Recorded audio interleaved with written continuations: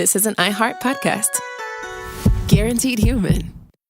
Hey folks, owning a home means one thing. Something's gonna break. AC, plumbing, fridge, and it's never convenient or cheap. That's where American Home Shield comes in. An AHS Home warranty can help protect your wallet from pricey breakdowns on even your oldest appliances and systems. And if they can't repair the covered item, they'll replace it. So check out American Home Shield and get 20% off any plan at ahs.com/SYSK and see promo details. See ahs.com/contracts for coverage details, including service fees, limitations, and exclusions. American Home Shield. Don't worry, be warranty. With no fees or minimums on checking accounts, it's no wonder that Capital One Bank Guy is so passionate about banking with Capital One. If he were here, he wouldn't just tell you about no fees or minimums. He'd also tell you about how Capital One cafes are open 7 days a week to assist with your banking needs. Yep, even on weekends. It's pretty much all he talks about, in a good way. What's in your wallet? Terms apply. See CapitalOne.com/bankguy. Capital One N.A., member FDIC. Good morning, everyone. I hope you are watching Saturday morning cartoons, or maybe the Muppets, because this one is all about Jim Henson.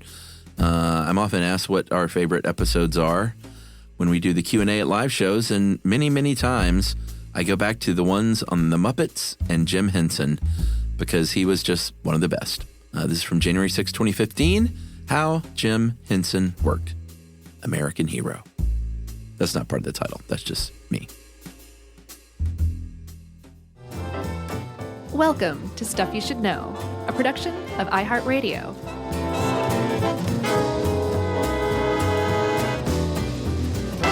Hey, and welcome to the podcast. I'm Josh Clark with Charles W. Chuck Bryant. Howdy. And Jerry, for the last time this year. Yeah. She's just informed us, and she's all smiles. She is. Not very nice, Jerry. How'd you like that presentation earlier? The sensitivity training? Uh-huh. It was great. Yes, people, because we work for a corporation, we have things like sensitivity trainings. Uh-huh. And in those trainings, you get shown video examples of various forms of harassment. And they are the best, most fun things to watch ever. They're pretty overt. Yeah, I could watch those all day long. I was wondering how much that production company made from that. Yeah. You know, they did, 5 little vignettes. I'm sure they paid the actors like literal peanuts. Yeah, they were bad actors. They're like, there's the peanut bucket over there. You can pay yourself. Yeah, the one that really got me was actually they were all really funny, but the one with the old guy in the factory loading boxes, like a shipping warehouse. Right. And they were giving the old man a hard time about everything. Because he was old? Yeah, because he's old, and they were giving him a hard time because he was out of work for a while, and they'd had to cover for him. Right. The old man, and he had the back brace on. Did you notice that? Yeah. And he just, the look on his face, he just kept getting a little more like pouty the whole time. Yeah. I was like, dude, that's good acting. Stick up for yourself. Tell these young kids, what to do. The back brace prevents him from it. Anyway, I just had to bring that up because I just think that stuff is so funny. And what's funny is people really do some of that stuff that you're like, what? Yeah. There's some creeps out there. Yeah. That was a really weird setup for Jim Henson because he's the least harassy guy he was probably ever. Yeah, he certainly comes across that way.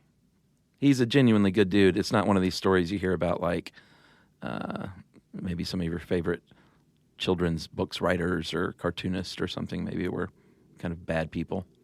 No, apparently not at all. Yeah. He was not only... So there's a lot of quotes in this article. I thought John Strickland wrote it. It turns out that's not the case. I'm surprised. Yeah. Because he's friends with, or down with at least, one of Jim Henson's kids. Oh, really? Who I believe lives here in Atlanta. Oh, wow. But in this article, it's one of those things where everybody who compliments Jim Henson, who worked with him, they go to the trouble of complimenting him in a way that's not just like, oh, he was such a great guy. Yeah. They all back up just a little bit because they're cognizant that that doesn't get it across. Sure. And they want you to understand that they're talking about more than just the great guy. Like, right. Oh, he's dead and I'm not going to speak ill of the dead. And he was a great guy and that's a really thoughtless polite, inoffensive thing to say. Sure. So, like Frank Oz said something like he was a great guy, but at the same time, he was a human, but he was still a really great guy. Right. So, like, what you're thinking of as a great guy, get rid of that and actually replace it with a genuine human great guy. Yeah, because as a filmmaker, he's a puppeteer, obviously, but he was a filmmaker first and foremost, which a lot of people kind of forget about. Yeah. Did that's you a watch tough- any of these? Oh, yeah. That's a tough job. Super stressful. And you and I have seen it can make good guys and good ladies be real jerks. And yell. Under stressful situations, it's a tough thing. There's a lot of money on the line each day, and It's like, everybody relax. It's just millions of dollars. Yeah. But Frank Oz, I think that's the point he was making. Like, even when he would get frustrated and stressed like that, he was still a good guy behind it all. Yeah, and I read I guess it was a book review of a biography about him that showed that it was all, somebody said it was all just play to him. Yeah. Like, work was play. Yeah. Even though he worked really hard, he was able to commit himself like that to his work because to him, he was having the time of his life. Yeah. All the time. And apparently, like, there was no line between work and play, which, now that we've seen that sensitivity training, Right. could have gotten him in a lot of a lot of trouble. But he just enjoyed the life that he had, from what I understand. Loved cars. Yeah. He had like a Lotus that was the same color as Kermit the Frog. He had a Rolls Royce early on from his work. Yeah. Let's talk about the guy. Yeah, I mean, if you haven't, I just need to go ahead and say, if you haven't listened to the episode on the Muppets, this is a what I consider just a more in-depth part 2 on the man himself. Right. But that's one of our favorite all-time episodes, and from feedback, one of the great all-time fan episodes. Yeah, it was a great episode. Yeah, it was just a lot of fun, and so I hope this augments that one. I hope we do it justice. So that's actually one of the reasons why we can do this episode, because we already did a Muppets episode. And they tweeted about us, too, remember? The Henson Company did. Yeah, they did. Which was They approved. huge. It got their actual approval. That's right. Man, that was something. The Muppets episode is its own thing. It's about Muppets. This is about Jim Henson, and it's appropriate that we're doing this because he was more than just the Muppets, even though everybody pegs him with the Muppets, and Sure. like that is a huge thing. He was more than that. And like you said, he was a filmmaker, but originally started out as a puppeteer, but kind of a reluctant one. Yeah, he was born in 1936, September 24th. James Maury Henson, Maury, in Mississippi. And his grandmother, maternal grandmother, was a painter and a quilter and a needleworker, and apparently was a big inspiration to him just to seek out the creative in life. Right. Which is pretty great. Yeah. And one of the things he got into, well, he was originally kind of a fan of ventriloquism a little bit, but he said later on in life that he was never like obsessed with puppets or anything like that, like you would have expected him to be. And as he went to college, I think in Maryland, he started out as a studio artist. That's what he was studying. Yeah, he loved television above all else. Right. From the time he was a little kid. He was just transfixed by the tube. He almost kind of made himself destined to be on television by being obsessed with it. Yeah. But he kind of stumbled into puppetry in college, and he started out as a studio art major and ended up graduating with a home ec degree because home ec was the only degree that offered puppet making courses. Yeah, he majored, or he took a puppetry course at first, and then a bunch of textiles and crafts courses, which is a great way to, start building and making your own puppets. Right. So, but he graduated with a home ec degree. But by the time he graduated, he was already extremely successful. The Rolls Royce that I mentioned, he bought in time to drive to his college graduation. Yeah. Because he'd already created successful shows in his town. Yeah, I think he was in high school. He was on the local TV station doing little guest spots, and then in 1955, the show Sam and Friends debuted, and that he also did work on the side making money with, I think he did some of the like really cool concert posters of the day. Right. Really colorful silkscreen posters. And Sam and Friends did really well, but he still wasn't quite sure. Like, I still don't know if I want to, I'm a filmmaker. I did these short films, really sort of weird, abstract short films, live action. Experimental. Totally experimental. Did you see the timepiece? Oh, yeah. That one was pretty cool. It was great in its way. And did you see The Cube? I watched parts of The Cube. Did you see the end? No. Oh, you got to see the end. I skipped the middle because I was like, okay, I get where you're going with this. Yeah, well, we should just set it up real quick. The Cube was a show on NBC. It was a 1-hour show. From 1969. The name of the show NBC did was called Experiment in Television. And Appropriately it was a different thing each week. And he had 1 week's installment called The Cube, which was a guy just stuck in a white room, but other people could come in and out of the room, but he could not, right? Yes. Okay. And he starts to go kind of crazy. And it has the look and feel of a color TV ad, like lots of overacting and like Carol Burnett-esque characters and stuff like that. But the sentiment behind it and like the everything behind it is really neat. And it really gives you a good, an eye-opening example of like what Jim Henson was capable of, but also like what he was into. Because, when you think of him, you think of Muppets and Sesame Street in particular. Sure, and these are weird, abstract art films. Not unlike, you watch like a Jim Morrison art film from film school. Right. And it's kind of the same style, that was what was going on back then. Yeah. And he actually got nominated for an Academy Award for Timepiece. I think Jim Henson had Jim Morrison beat by a mile as far as experimental films went. Yeah, I'll agree with you there. So like I said, he wasn't quite convinced that puppetry was his future because he was a filmmaker and he was like, puppets are still kind of kid stuff. Right. But post-college, he did the old tour of Europe. And in Europe, puppeteering is a whole different business. It was a lot more serious and a lot more, I guess... It was treated as art. Yeah, exactly. And he said, you know what? I am going to give this a shot. Came back to the U.S., married Jane, and even though he and Jane separated, they never divorced. Really? I thought they did. No, they never fulfilled the divorce. They just stayed separated. Okay. And then he started making TV commercials and formed his own company in 1963 with, I don't know if he formed it with Frank Oz, but he hired Frank Oz and Jerry Jewell, who ended up being obviously legendary puppeteers. And lifelong collaborators of his. Yeah. Yeah, but he started out making basically a puppet-based commercial ad agency in New York. In 1963.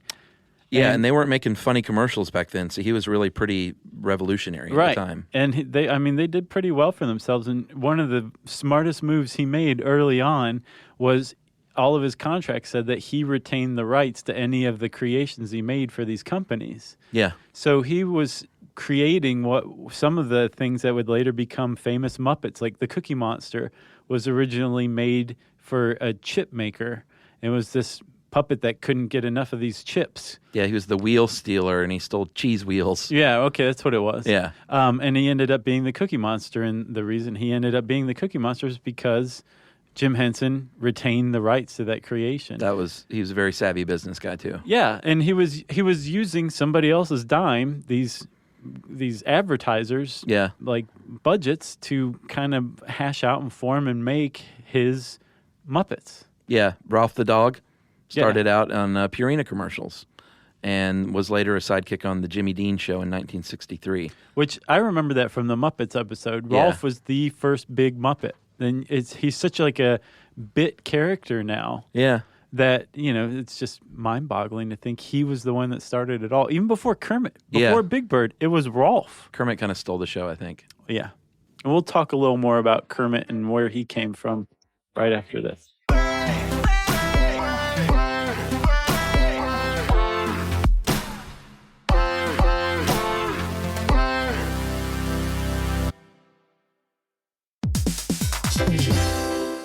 Hey, everybody. When you're at work, you never know when you're going to get interrupted, like when an office fire drill happens right in the middle of your presentation, or maybe construction is going on just outside your window. But with the Dell Pro laptop powered by Intel Core Ultra with vPro, no matter how many interruptions you have, your laptop won't be one of them. Yeah, with a battery that's optimized for the way you work and built-in intelligence that quiets distractions the moment you're trying to focus, your tech won't slow you down, even when you're getting bounced from an office you forgot to reserve. The Dell Pro, built for those who stay in the flow. Find technology built the way you work at Dell.com/Dell-Pro.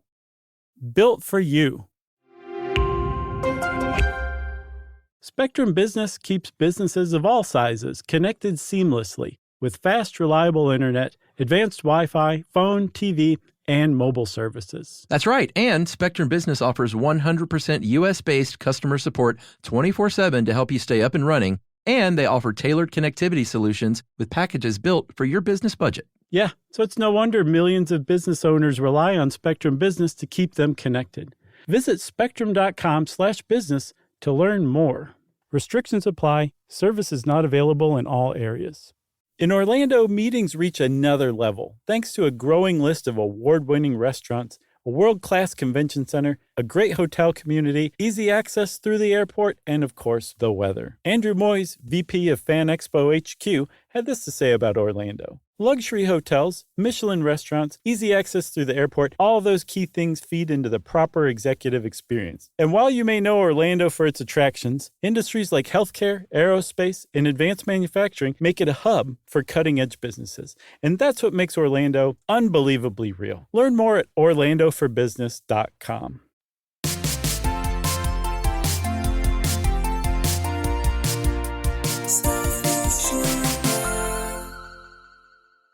All right, so it's 1969, and a very, very big thing happens to Jim Henson. He was invited to be on the pilot of a show created by the Children's Television Workshop called Sesame Street. He did not create it. Some people think he did, but he did make his mark by creating most of the iconic characters. And if you were a fan of the old Sesame Streets back then, not all, but many of those little short films, the little claymation ones or the live action ones, he directed those as well. Yeah. Which is pretty cool. I never knew that. I think I knew that. Did you? Yeah, he was our Russ Vick. Yeah. No, he was their Russ Vick. That's right. Russ Vick is ours. That's right. So, Chuck, the whole thing that changed everything for him was Sesame Street. Yeah. He wasn't a creator of Sesame Street. They just hired him on. Yeah. And they actually kind of won him over because remember, one of the things that Jim Henson always struggled with his whole career was he wanted to explore places that puppets had never really gone to. Right. In themes that they hadn't gone to, at least not in the modern age. Sure. But he was fighting against them not being taken seriously. Yeah, it wasn't like he was anti-puppet by any means. He was anti-kids, because one of the big reasons he signed on with Children's Television Workshop was their goal to educate kids. Right. Meant a lot to him. But like you said, I think to merge those worlds successfully was a big part of his goal. Right. And struggle for a little while. Russ Vick, by the way, made the little interstitial things for the Stuff You Should Know television show. Yeah, the animations. Which is why I reference him. Yeah. So the Children's Television Workshop, which is now called the Sesame Workshop, yeah, from what I understand, they won him over big time. He makes all of these characters from like Big Bird, and I think Kermit came before Sesame Street. And he started out, I think we talked about this in the Muppet episode too, he started out looking really weird. Yeah, like a lizard almost. Yeah, not cool at all, like really kind of freaky. Yeah. Which is something that now that I know a little more about Jim Henson, I think maybe he might have even been going for. Right. But one of the things that Sesame Street allowed him to do was to really kind of explore something that he'd long been obsessed with, which was television and where it converged with puppets, which was all new territory, and Jim Henson was at the bleeding edge of it. Oh, yeah. Because if you think about it, when you go to a puppet show live, you know, you're looking at what's essentially a mechanism for hiding the human. And there's just a little area that the puppet can move around in. a little tiny fake stage. Yeah. Yeah. So Jim Henson stepped back and said, okay, the television is that little tiny area that the puppet can move around in. Yeah. But it also opens up the whole world for a puppet because you're using camera angles and there's editing and it's not in person. Yeah, just frame out the people. So, and again, we talked about this in the Muppet episode. He created something called platforming up. Yeah. To where the puppeteers no longer had to like crouch down and to maneuver the puppets. Yeah, because he was a tall guy. Yeah. Tall and lanky. Man, he was skinny. Oh, those running shots in Timepiece. Exactly. Because he was in it. They were hysterical. Yeah, and he weighs about 70 pounds somehow. His big lanky legs. But so yeah, the performers could stand up, which was a huge weight off. Yeah.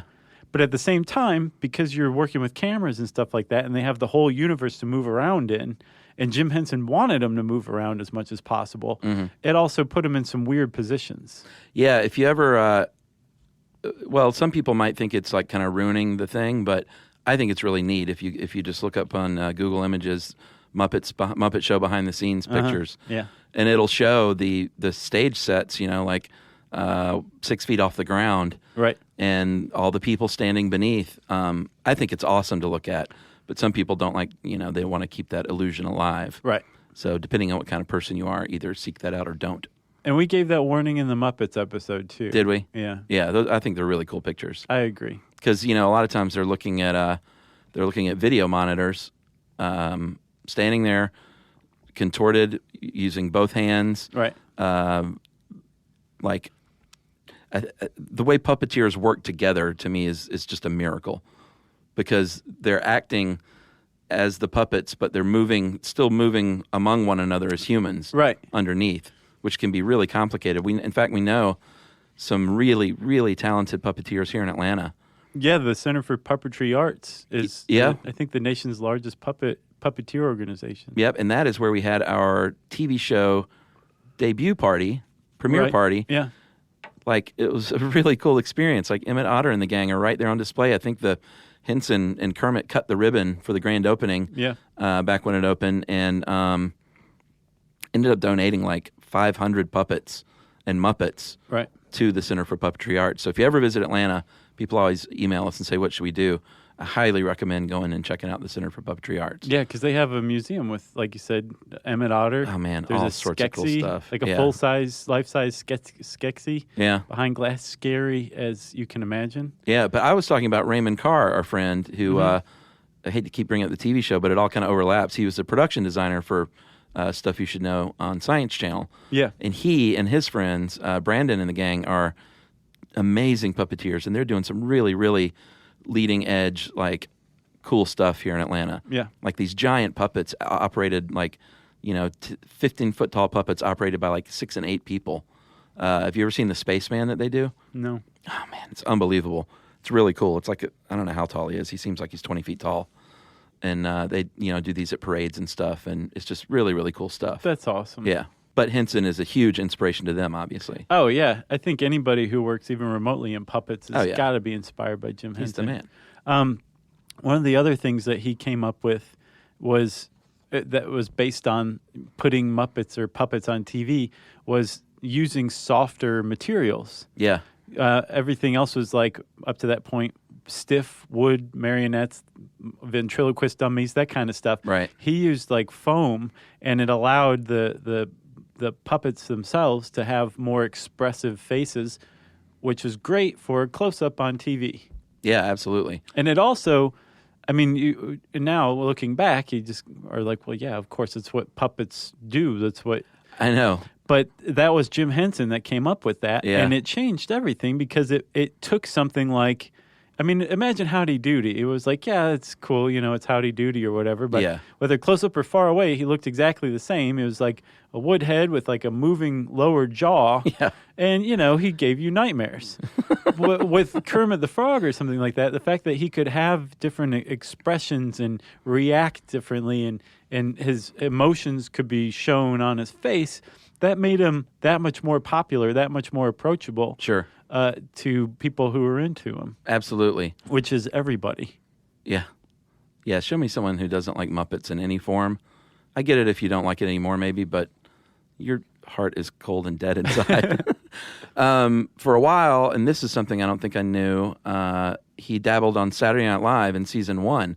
Lorne Michaels got him a deal to perform some sketches, and ultimately it wasn't a huge success, and it wasn't the greatest marriage, but it was pretty cool that he was seeking out, different avenues to get those puppets on television. It was. And his big break came in 1975. He wanted to make the Muppet Show, and he had a lot of trouble in the U.S. still. Yeah. Even though he had his various successes on commercials and stuff, so he had to go to London, and a TV producer named Lord Lou Grade gave him a deal with Grade's ATV Studios and said, "You know what? You can make your show," and the Muppet Show was born.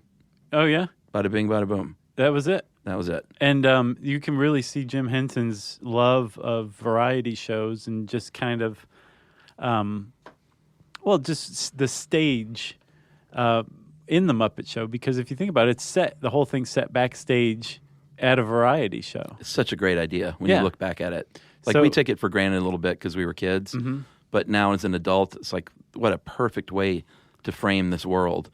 It's basically like 30 Rock. Or 30 Rock was the Muppet Show. Right.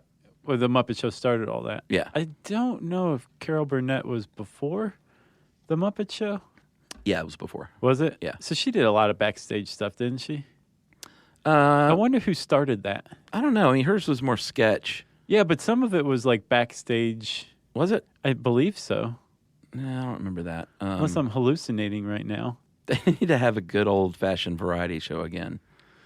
Yeah, they don't have those anymore. Those were big back in the day, like a host comes out and then there's sketches and singing. And remember our cabaret? No, it wasn't cabaret. What was it, the episode we did? Oh, Burlesque? Burlesque. Yeah. Yeah, how that started out in vaudeville, and Burlesque that's where stand-up comedy came from. That was an interesting episode. Yeah, I miss those variety shows, though, like the Kenny Rogers and Dolly Parton and Carol Burnett. All the Mandrell sisters. Although Kenny and Dolly could just sit on a couch and stare at the camera for an hour, and I'd watch that. Yeah. They are the best. Great entertainers. Yeah. Love those two. All right, so where are we in our timeline?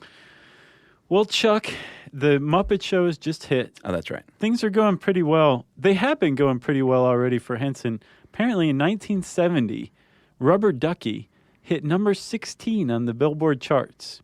And for those who don't know, Ernie is voiced by Jim Henson. So Jim Henson sang a song, Rubber Ducky, that made it to number 16 on the Billboard charts. And that was 1970, a year after The Cube, before the Muppet Show even happened.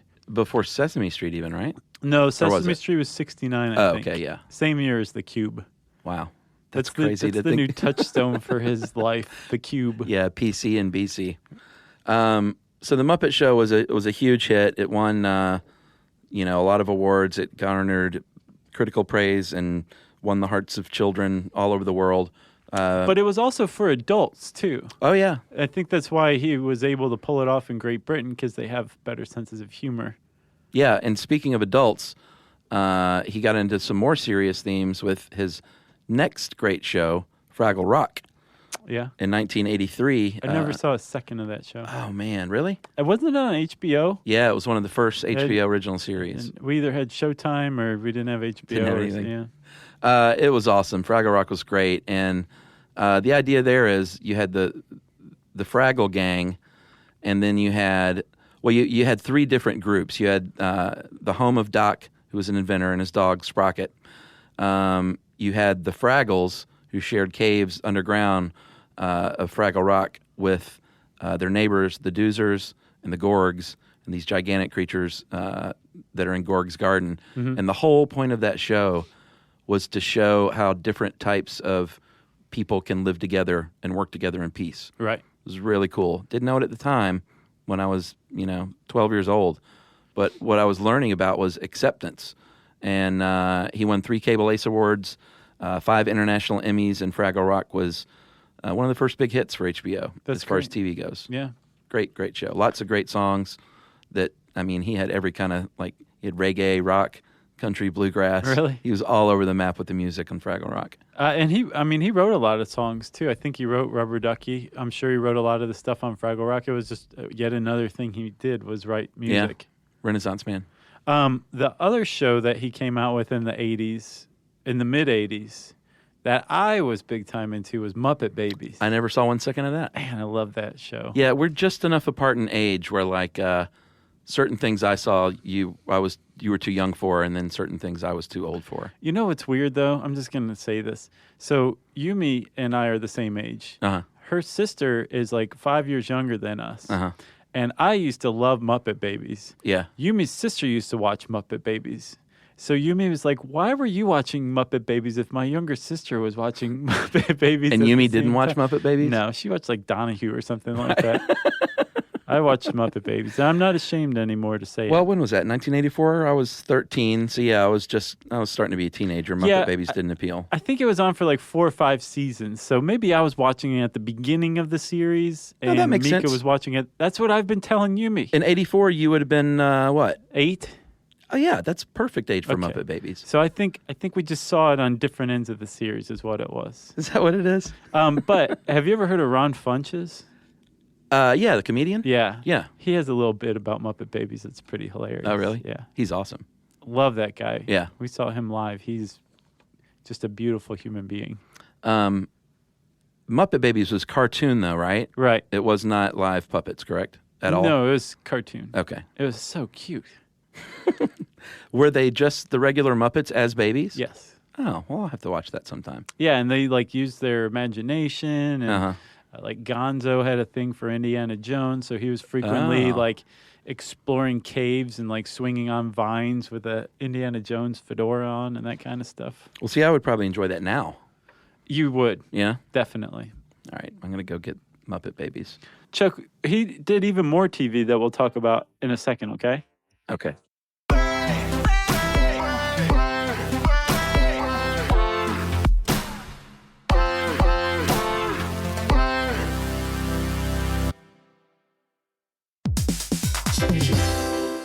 Hey, everybody. When you're at work, you never know when you're going to get interrupted, like when an office fire drill happens right in the middle of your presentation, or maybe construction is going on just outside your window. But with the Dell Pro laptop powered by Intel Core Ultra with vPro, no matter how many interruptions you have, your laptop won't be one of them. Yeah, with a battery that's optimized for the way you work and built-in intelligence that quiets distractions the moment you're trying to focus, your tech won't slow you down, even when you're getting bounced from an office you forgot to reserve. The Dell Pro, built for those who stay in the flow. Find technology built the way you work at Dell.com/Dell-Pro. Built for you. Spectrum Business keeps businesses of all sizes connected seamlessly with fast, reliable internet, advanced Wi-Fi, phone, TV, and mobile services. That's right. And Spectrum Business offers 100% U.S.-based customer support 24/7 to help you stay up and running. And they offer tailored connectivity solutions with packages built for your business budget. Yeah, so it's no wonder millions of business owners rely on Spectrum Business to keep them connected. Visit spectrum.com/business to learn more. Restrictions apply. Services not available in all areas. In Orlando, meetings reach another level thanks to a growing list of award-winning restaurants, a world-class convention center, a great hotel community, easy access through the airport, and of course, the weather. Andrew Moyes, VP of Fan Expo HQ, had this to say about Orlando. Luxury hotels, Michelin restaurants, easy access through the airport, all those key things feed into the proper executive experience. And while you may know Orlando for its attractions, industries like healthcare, aerospace, and advanced manufacturing make it a hub for cutting-edge businesses. And that's what makes Orlando unbelievably real. Learn more at orlandoforbusiness.com.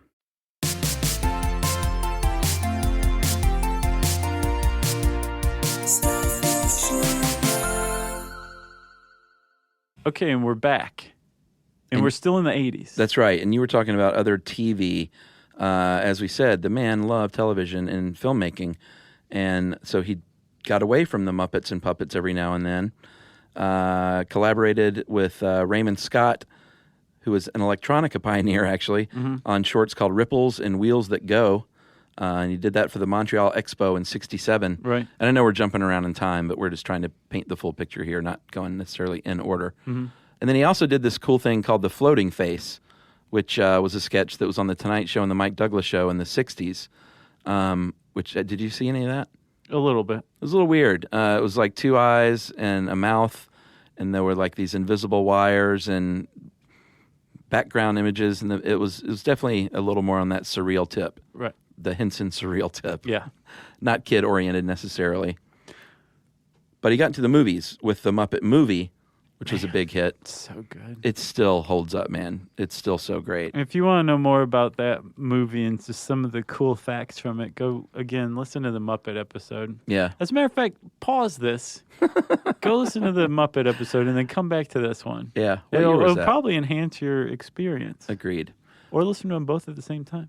But he followed the Muppet in 1982. He made The Dark Crystal, Yeah. which was puppets, and it was based on some drawings by fantasy artist Brian Froud, and there were no humans. It was all puppets, and I don't think it holds up as well, but it still looks pretty good. Well, yeah, I think it actually is probably better received now than it was originally. Yeah. I think critics appreciated it, but it didn't do so well at the box office. But now it's become like It kind did of okay. a cult classic for sure. Yeah. And one of the reasons why it didn't do that well at the box office is because audiences didn't quite know what to make of it. They Sure. heard Frank Oz, who co-directed it, Right. Jim Henson, and puppets, and I think they went expecting the Muppet movie. This is 1982. And they got The Dark Crystal instead, which Yeah. is really dark. A lot of the theme is, good versus evil, and it's the evil in it is really, really evil. Yeah. And the stuff that happens to some of the puppets is, including really cute puppets, Yeah. is really horrifying.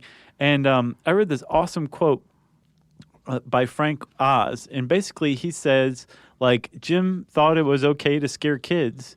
As a matter of fact, he thought it wasn't healthy for kids to never be scared. So, Interesting. he purposefully was trying to scare kids, and he wanted to take the tradition back to grim fairy tales, which were very, very dark and graphic. That's a good point. That's what he was going for with The Dark Crystal. Yeah, I think it was ahead of its time for sure. Yeah. If you look at some of these, some of the CGI movies today, I think that Dark Crystal was a precursor to a lot of those. Right. Then he went on to make the movie The Labyrinth. With Bowie, right? Yeah, David Bowie and a very Tom Cruise? young Jennifer Connelly. No, that was Legend. Oh, okay. Good movie. But this was written by Terry Jones of Monty Python fame and then rewritten a bunch by a bunch of other people, including executive producer George Lucas.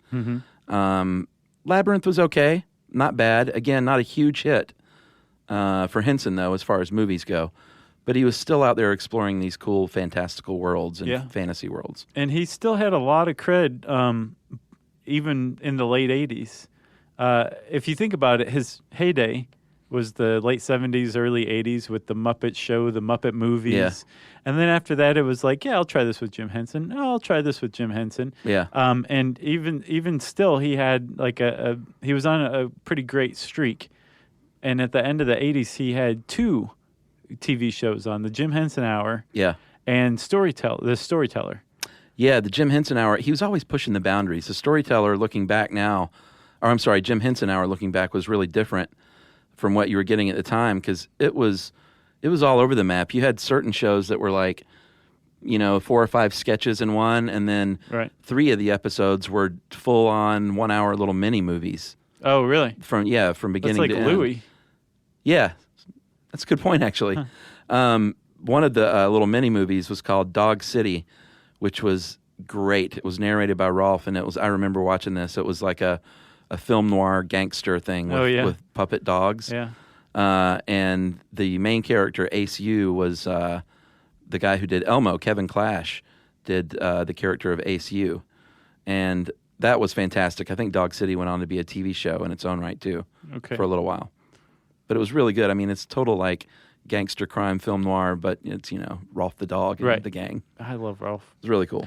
The Storyteller, I hadn't seen before. I was, I guess, aware of, but I don't know why I wasn't watching it because it would have been right there for me. Yeah. Because I would have been 12 in 1988. but I watched one today, and it was really good. It's like human puppet interaction. Yeah. And it's just seamless. Like there's one of the things from studying this that I've realized is like we take for granted and expect our puppet human interactions to be so seamless that we don't even realize that we're looking at puppets right then. And the reason why we expect that is because of Jim Henson and the people he worked with and inspired to work so hard at creating that illusion. Well, yeah, the illusion that these are living, breathing things. He would go, I remember Kermit as guest on talk shows. Right. He wouldn't go out as Jim Henson. He would go out as, he did those appearances as well, but Kermit the Frog would be a guest on The Tonight Show with Johnny Carson. Or host. Guest host The Tonight Show. And Larry King. Yeah, and it was all a part of this goal of making these real people. Right. Or real living things, not people. Yeah, apparently somebody who was working with Jim Henson was, I guess, a director of The Muppet Show, would be giving Jim notes on Kermit, and Jim would just respond, like let Kermit respond. That would freak me out. And the director said eventually you're just sitting there, you turn and you address Kermit. Like he'd just force you into like interacting with the puppet, even like during a notes session. Yeah, and probably without feeling silly or stupid or anything. Right. It probably seemed like a totally normal thing to do. Eventually, once he forced you to do it. He also pioneered the Henson Performance Control System and won an Academy Award for that. And that was a remote control system that helped puppeteers out. So he was always pushing technical, visual, stylistic, thematic boundaries as far as he could. And they didn't always work. The movies weren't, aside from the Muppet movie, they weren't the biggest hits. The TV show, neither one of those lasted very long. Yeah. But I think he was just intent on doing something different. Yeah. And he did too. And he died in 1990 of a staph infection. Organ failure brought on by a staph infection. Did you know that? Yeah, I think pneumonia had something to do with it too, didn't it? Not that I saw. Oh, really? I saw organ failure caused by a group A strep infection. I'm sorry. Not staph. Very sad. And if you're ever in the mood for a good cry, watch the Jim Henson Memorial where Big Bird sings It's Not Easy Being Green. Yeah. Tough stuff, people. His children, his legacy lives on through in 1993, Jane, his wife, founded the Jim Henson Legacy to preserve his contributions, share them with the public. And like I said, he donated 500 puppets to the Center of Puppetry Arts. And there is also the Jim Henson Memorial and Muppet Museum and traveling exhibits. And his sons and daughters help run his foundation, and some of them are puppeteers themselves and run the company. Yeah. The company has changed hands a lot. I have sort of the boring history. When he was still alive, he was going to sell it to Disney for $150 million. Yeah, because apparently he believed in Disney's commitment to characters. So he thought like that would be a good place for the Muppets to live. Yeah, and Disney went, he bought it. Yeah. But he did not get that deal finished. But it turns out $150 million was chump change because in 2000, his children sold the entire company, including the Sesame Street characters, to a German media company for $680 million. Wow. And then I believe that company fell on hard times, and they bought it back in 2003 for $84 million.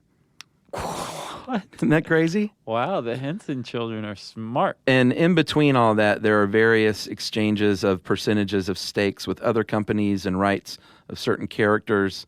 It's a little dull to go over all of that, but needless to say, they made up pretty well. And eventually, Disney now does, they do own all the Muppet studio. They own the Muppets. Apparently, the Henson company sold the rights to the Sesame Street characters to Sesame Street, which is pretty cool. Yes. And the Jim Henson Creature Shop still builds the Sesame Street puppets and Muppets. Yeah, it says they sold the rights to the Muppets and Bear and the Big Blue House characters, which I'm not familiar with that one. Nor am I. But Disney wanted, I guess that's sort of the player to be named later that's included in the baseball trade. Right. Man, I'm proud of the Henson kids. Yeah, they're great, and I hope we get tweeted about this one from them. They seem They seem pretty great. Brian and Cheryl and the gang, they seem like they're doing right by the dad. And there's other siblings, too, and I think they're all involved. Yep. Super involved. Yeah. And sadly, Jane passed away, I think, in 2013 at the age of 78. I would have loved to have seen what kind of work he did later in his life. Oh, yeah. The fact that he died in 1990, still had like a Yeah. couple of TV shows going. He's 53 years old. Yeah, he That's- had the a world lot was of robbed. work left in Yeah. him. If you want to know more about Jim Henson, go listen to our Muppets episode. And while you're looking that up, you can also search Jim Henson on the search bar at howstuffworks.com. And we'll bring up this great article. And since I said search bar, it's time for listener mail. I'm going to call this Smart Sophomore. Hey guys, my name is Matt, and I'm a sophomore in high school. Smart Sophomore. I'm a newer fan of the show, and I listen while I do everything. Just wanted to say the Dark Ages were only dark in Europe. The life expectancy in the Dark Ages was actually a little longer than before, but mostly because there were smaller wars, but things were certainly brighter in the Islamic world. In fact, people in the Middle East were really enlightened during this time. Within about 100 years, they conquered a lot of new land, including Spain. Also, the Arabic language grew to be the language of philosophy, medicine, and poetry, and Baghdad became the world's center of scholarship. They translated almost all of the famous Greek philosophers' work into Arabic. Muslims developed algebra to simplify inheritance laws, and they made important strides in trigonometry to help people find a way to Mecca. Architecture grew too.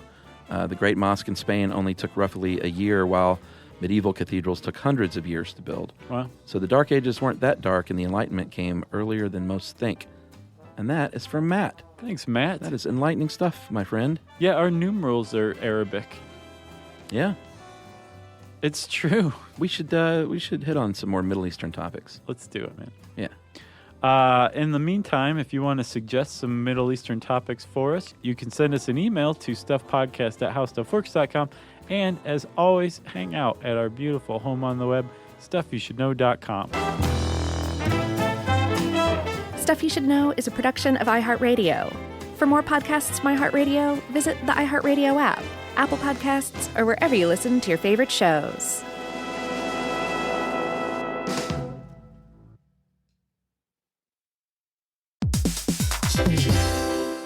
Every parent should know the car ride soundtrack. Are we there yet? How much longer? I'm bored. Well, if you're taking an extensive car ride anywhere and you've downloaded the Lingo Kids app prior to leaving the house, you may experience something strange, right, Chuck? That's right. You may experience silence from the back seat. Your kid may go an entire car ride without asking once if they were there yet. How about that? And by chance of miracle, they may even ask if you could drive longer. Yeah, that's the magic in Lingo Kids. Over 4,000 interactive games, songs, and shows, including their favorite Disney characters. It turns the longest drives into the easiest ones, and honestly, you won't understand why you didn't download it sooner. That's right. Lingo Kids is the #1 entertainment platform for young kids, and it's free to download. Or go plus with the Lingo Kids subscription and unlock even more content your kids won't be able to get enough of. You can save up to 60% on the yearly plan. Just search Lingo Kids in the App Store or Google Play. Lingo Kids, everything kids love.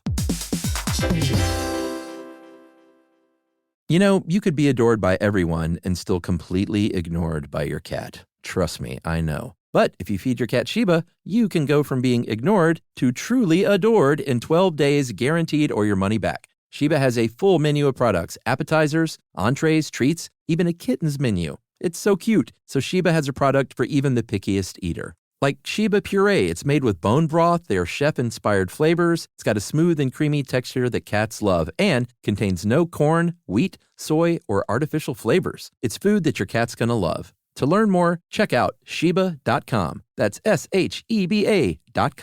If audiobooks are your thing and you've been meaning to listen to more of them, you should check out a podcast called Earsay, the Audible and iHeart Audio Club, hosted by Cal Penn. Each episode spotlights standout audiobooks on Audible across all kinds of genres: sci-fi, comedy, romance, thrillers, and more, with Cal talking to guests who help break down what makes each story worth listening to. It's a fun, easy way to discover your next great audiobook. Check out Earsay on the iHeartRadio app, Apple Podcasts, or wherever you get your podcasts. This is an iHeart podcast. Guaranteed Human.